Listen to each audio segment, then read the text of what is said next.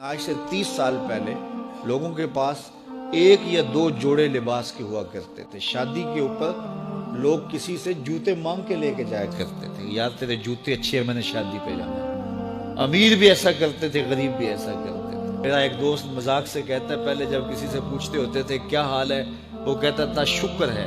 آج پوچھتے تو کہتا ہے شوگر ہے.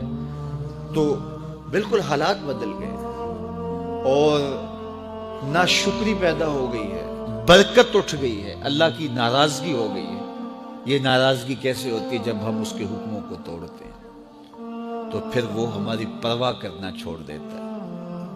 پھر صحرا میں پڑے ہوئے خشک پتے کی طرح ہوائیں چاہے ادھر اڑائیں چاہے ادھر اڑائیں, اللہ کو کوئی غرض نہیں ہوتی, وہ جدھر مزید دھکے کھاتا پھرے.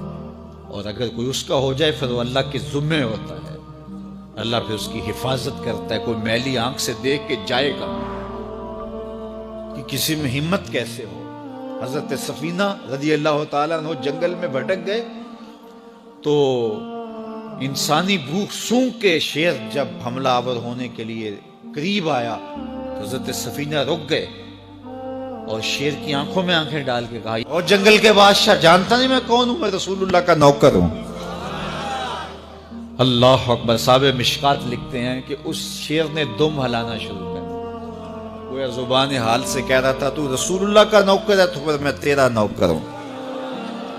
اللہ اکبر. تو ہم جب ان کے نہ رہے تو پھر زمانہ ہمارا نہ رہا. تو یہ نتیجہ ہے گناہوں کا. اللہ اکبر. تو ہم اپنے کاروبار کو جب صاف ستھرا رکھیں گے, پاکیزہ رکھیں گے, تو طمانینت ملے گی, سکون ملے گا, قرار ملے گا.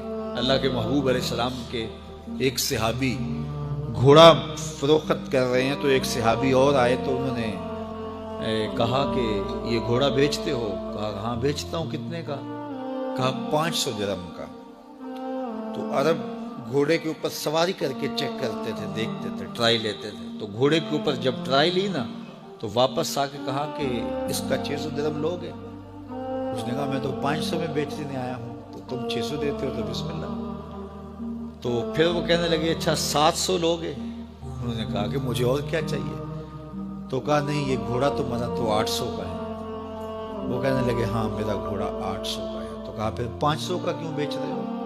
کہا میری مجبوری تھی, میں نے بیٹی کی شادی کرنی تھی اور میں مجبوری سے 800 کا گھوڑا 500 میں بیچ رہا ہوں. انہوں نے کہا میرے صاحب, میرے بھائی, میں تو 800 میں لوں گا, جب ہے 800 کا ہے تو میں 500 کا کیوں لوں؟ انہوں نے کہا بسم اللہ. انہوں نے 800 روپے پیش کی اور گھوڑا لے لیا. تو کہا کہ میری تو مجبوری تھی کہ میں نے بیٹی کی شادی کرنی تھی اور میں اس لیے گھوڑا 300 سستا بیچ رہا تھا, اور تم نے 800 کا لیا جب تمہیں 500 کا مل رہا تھا. کہا میری بھی مجبوری تھی. کہا تمہاری کیا مجبوری تھی؟ کہا میرے رسول کا فرمان میری مجبوری تھی. کہا کیا رسول اللہ کا فرمان ہے؟ کہا ہمارے رسول نے ہمیں سودا خریدنے کا حکم دیا ہے, کسی کی مجبوری خریدنے کا حکم نہیں دیا. آج تو کہتے ہیں جناب یہ 5 کروڑ کی پراپرٹی ہے, وہ تو مجبور ہے بیچارہ اس لیے 3 کروڑ کی بیچ رہا ہے. ہم کہتے ہیں بس ہاتھوں ہاتھ اٹھا لے. یار اگر کوئی بندہ اپنا گھر بیچ رہا ہے اس لیے کہ وہ مجبور ہے اور وہ 1 کروڑ روپے کا ہے تو ہم اس کو 50 کا کیوں خرید رہے ہیں؟ جب ہے 1 کروڑ کا, 1 کروڑ کا خریدے.